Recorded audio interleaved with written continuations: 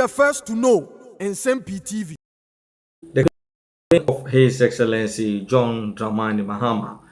And some titri ya omo kama Ghana 40 NB and say the former administration under His Excellency Nana Addo Dankwa Akufo-Addo failed to protect the public purse. Enti no omo be ensure says our public purse no the MPP under the leadership of His Excellency Nana Addo Dankwa Akufo-Addo antumi protect no omo be protect ni yie pa because oman no sikasem agija oman no sikasem in fact asay tikakra wo no de e wo so mo bo ho ban na story a me be kenkan kire mu yi ekwesi wo Saudi Arabia me kenkan kire wi a na wa judge for yourself say eye no kre so omo be protect the public purse and na say omo be tue to no na omo asan edi ni nyafo now Alhaji Collins Dauda and in the Hajj task force and a aban taxi woman say omo nko Saudi Arabia na omo enkoye nhwehwemu as to the current price of Hajj pilgrimage. Ya omo di year campaign edited the new patriotic party. Now, in the 2024 elections, adia baako a the Muslim community adwene ye won tanta as to where to cast their votes to happens to be sika na under the MPP omo charge ye nuanu muslimi fo a na omo embark on the holy pilgrimage from this country to the holy land of Mecca. Sabre no na sika muslimi fo tua ansa no manya akwanya atukwan e de akọ Mecca 75,000 Ghana cedis ye to sika 750 million. This amount and at the NDC through their propaganda machinery a properly false message into the ears of the Muslim community say a exorbitant fees and at the MPP administration free on the MPP administration and many yenuanu Muslimi for home. MPP administration led by His Excellency Nana Addo Dankwa Akufo-Addo a Nebuchadnezzar administration calling the president all sort of names, drumming war songs into the ears of the Muslim community say His Excellency Dr. Mahmoud Bawumia, ya or Muslim, ya representative woman, has put deaf ears to the traveling from this country to Mecca and the charging of these exorbitant fees. And it's almost back. 75,000 no one ombe slashing no into half. Ama Muslim ni bia anu a eda na koma so say opeso otukwan akọ Mecca no atumi etu sa kwan.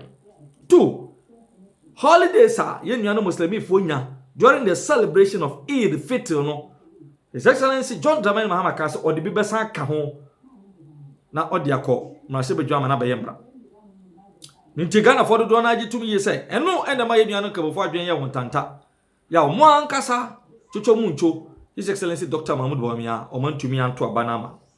Now interestingly, during the National Thanksgiving service a course on the 10th of January at the National Mosque. And His Excellency John Dramani Mahama, Nsem-Pii so kachre yenuanom kabofo say, sa bose no omo shege no, omo de baye dwuma. Ne sa nti, wa paw abadwakuo nipa maku num ya wofre mo the Hajj task force ya nipa odanimu Alhaji Dr. Collins Dauda, Asutifi South Mrasebedwani, se omo nko dwumadie bi a ebekoso Saudi Arabia your friend on the annual Hajj conference.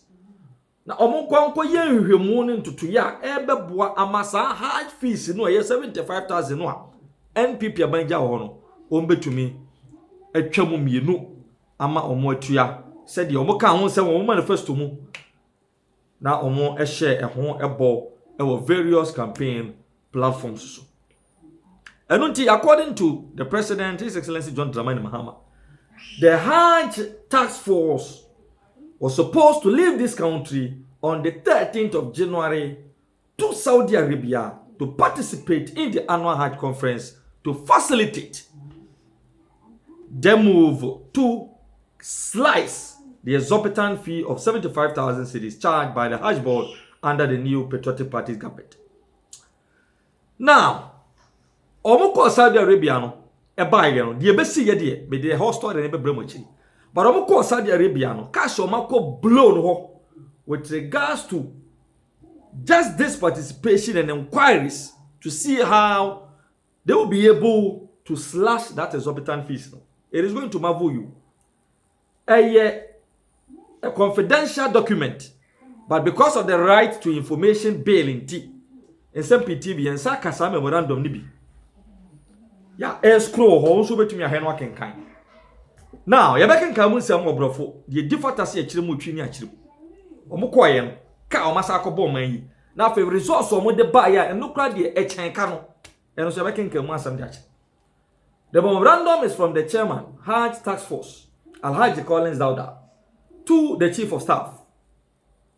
You like Julius Debra. Copy. The secretary to the president. Date.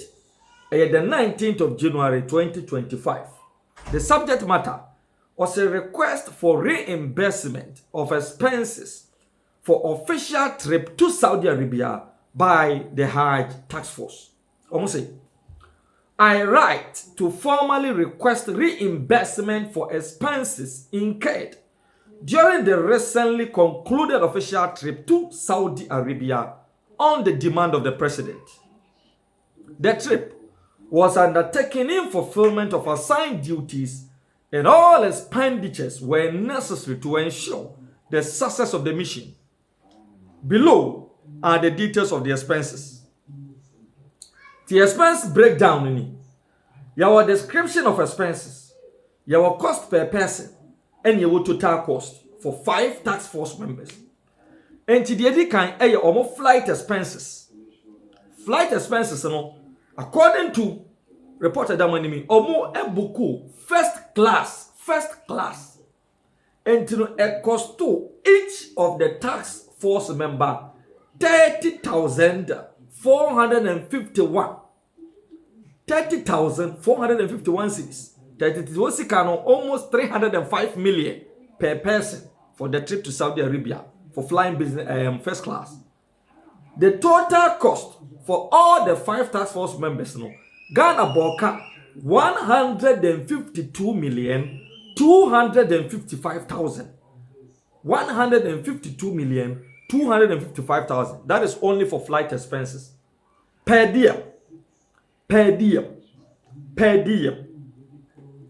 Yama each of the task force members $500 every day as per day. Every day $500. And the 6 days omuko di in Saudi Arabia, your boka will be around $3,000. And in total for the 5 task force members, Ghana buy bomoka $15,000 for 6 days. That is per diem. Hotel accommodation moko die. Every night. And I'm saying luxurious hotel anajubia no mo charge o man ninko for $547 per night. And 5 night no enipa bia ye born ho ka $2,735. The nipa num no nyina no man bo mo ka $13,725. And apart from the per diem, almost sign G allowance. So mutu kwine. Almost jomino allowances. Apart from the per diem. Allowances in which say each of the task force members an allowance of 15,150 million per day. 15,000 allowance per day. For the 5 days, 75,000 per each person. Multiply by 5. About total cost of allowances. This task force. Now, they are apart from them, Saudi Arabia, they went there with their supporting staff members, including their assistants and their drivers. According to their demand, their supporting staff and their drivers allowances yamobia 5,000 cedis. No more 10. Until the supporting staff no kwaya bonka 50,000 cedis as allowances. Now the summary of the total expenses. Flight expenses total in your mind boka 152,255 cedis per day. Or mind boka $15,000.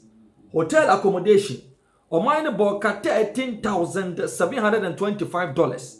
Allowances for task force. Omine Boka 175,000 Ghana cedis. Allowances for supporting staff. Omine Boka 50,000 Ghana cedis. And in total, cedis $277,255. $28,725. No, say all receipts and relevant documentation for these expenditures are attached for your pursuit and necessary action.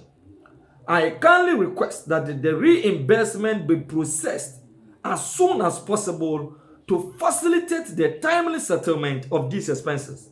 Please do not hesitate to contact me if additional details or clarifications are required. Thank you for your kind attention to this matter. Signed, the Honorable Collins Daughter.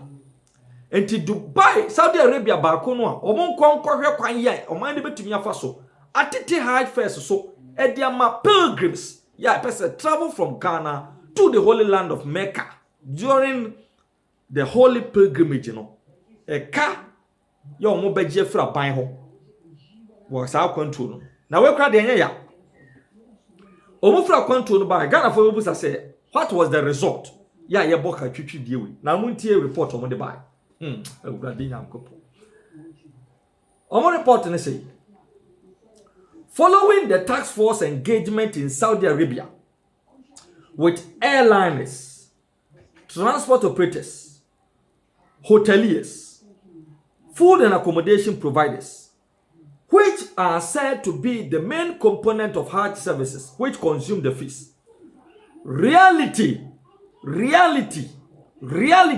set in as the Collins Daughter-led task force realized the true and total price package per pilgrim won't be far from the existing Hajj fare already charged by the Nana Addo Dankwa Akufo-Addo's administration.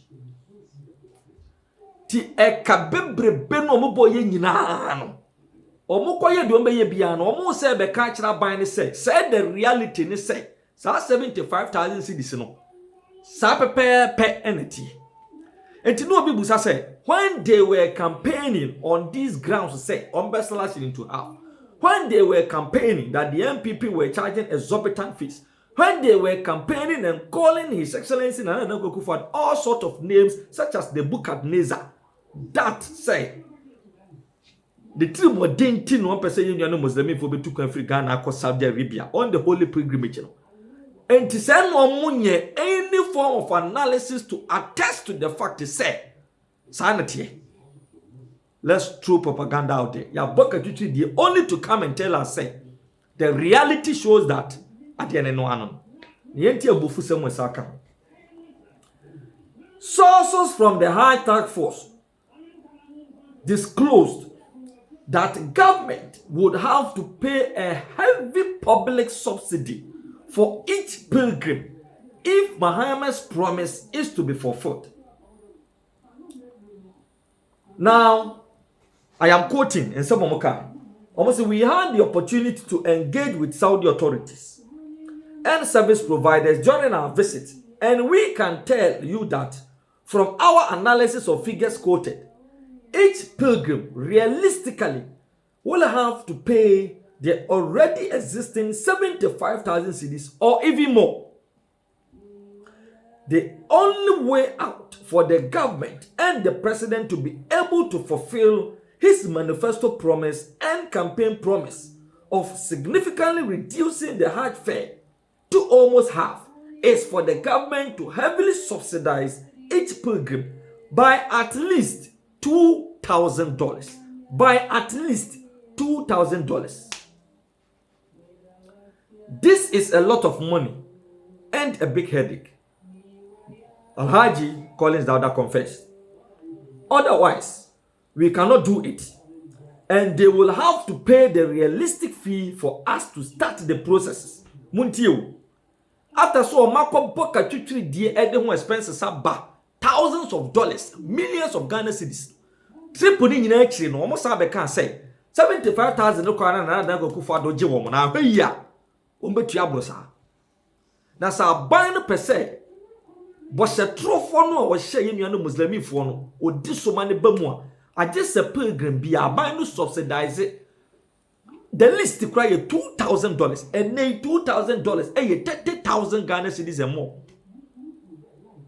300 million and more on each pilgrim and sana sa bosse trofo no omko hye yenu no muslimifo no omotumi adiso na no so no omuntumi nye enu nti pilgrim bia na agye so betu kwa meka bia no onye na agye so betu 75,000 and I said the brosa and sa no omotumi start even the process of the pilgrimage.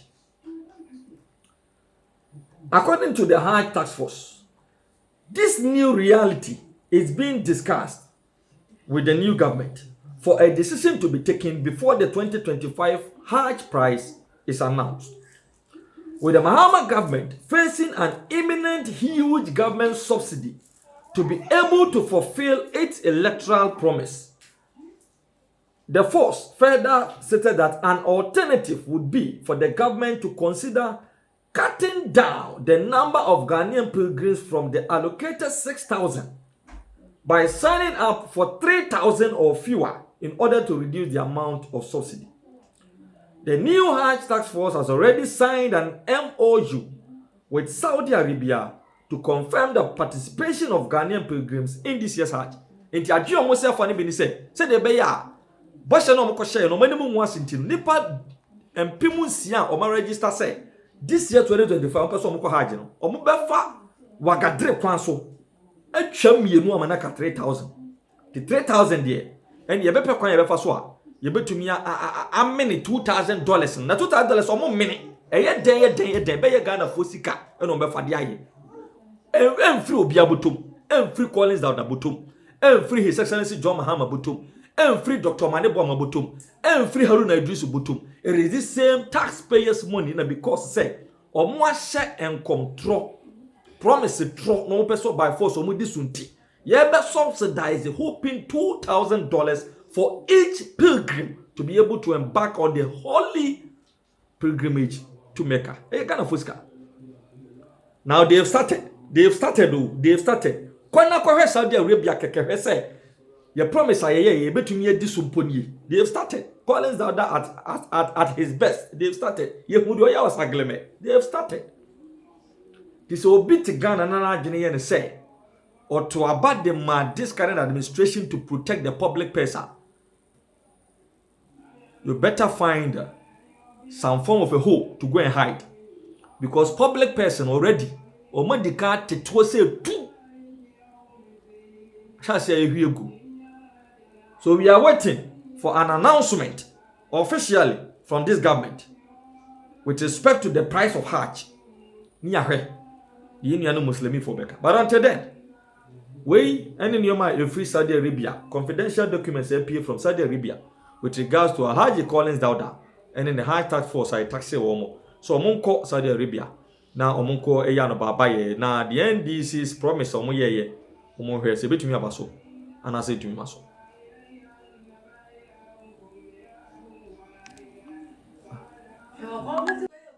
Election. Yeah.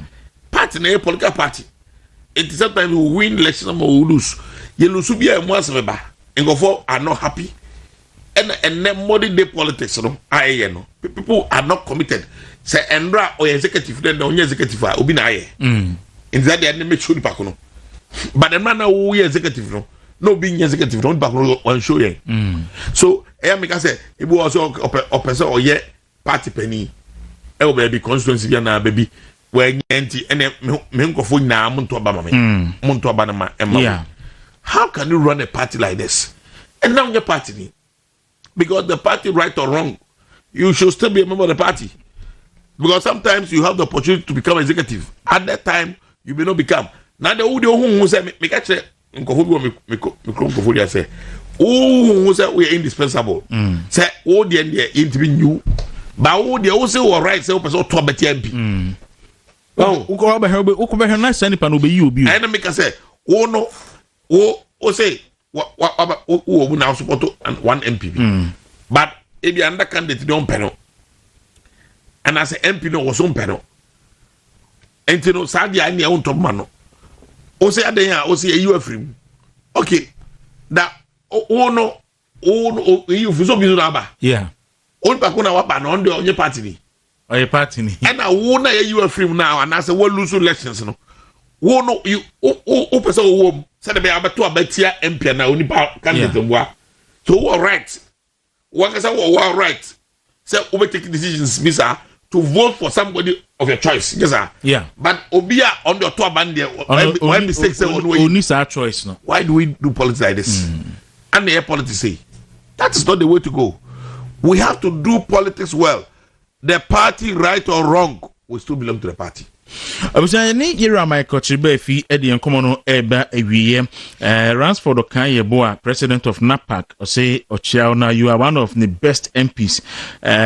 I'm told, Sir Daniel Intima Santi, I sent a honey year, 10 or so. Danny coordinator and an American team. Many no so chapa.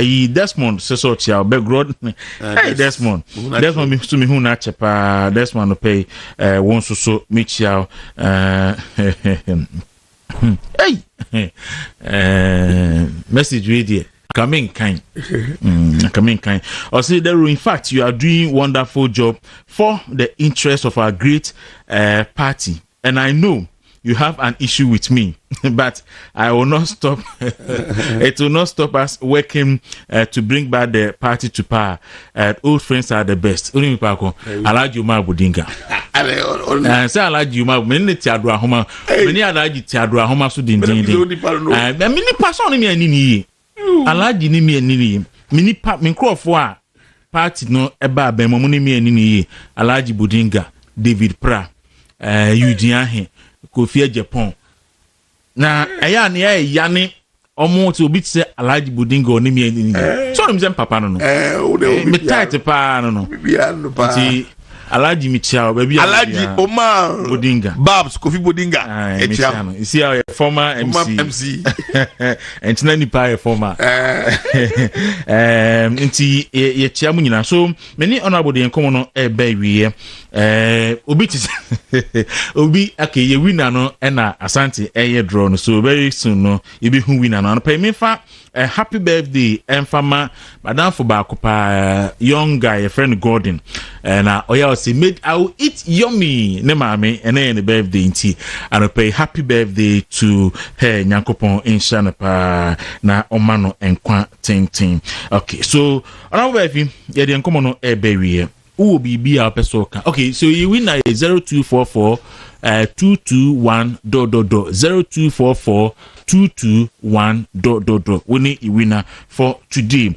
Honorable Befi, be our person, especially the party. A lot of petty people still on my bama buomunti me recover. Be so kayen sache ma yen sa way yen sa secretary be en ko be same. And there for me in the way. Well, maybe I also see no. I say start to reorganization. We have to start it from decision making. Must be. We have to involve the party grassroots, the base. Very important. Now for the delegate system, the anonymous. If anything, yeah. We have to follow the heart of the party. But I think I can say can once when Nima Koso, I mean from Unia TV ne friend saying Obuasi Minya Kwan Kembi Hamipa. Even you Asante mama break kakre man best mama